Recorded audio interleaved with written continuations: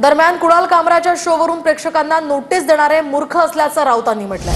हे आणीबाणीपेक्षा सुद्धा भयंकर आहे असं राऊत म्हणालेत। हे लोक कायद्याला गाढव समजतात की काय असाही सवाल राऊतांनी उपस्थित केलाय। प्रेक्षकांना गुन्हेगार ठरवतात का असा सवाल उपस्थित करत इंदिरा गांधींची आणीबाणी यांच्यापेक्षा 100 पट चांगली असल्याचं राऊतांनी म्हटलंय। मूर्ख आहे ते, कायद्याला गाढव समजतायत आणि कायद्याचा गैरवापर करतायत। अशा पद्धतीनं या देशामध्ये कोणत्याही प्रकारे अभिव्यक्ती स्वातंत्र्य राहणारच नाही। तुम्ही प्रेक्षकांना गुन्हेगार ठरवताय। कोणता कायदा या महाराष्ट्रामध्ये काय आहे?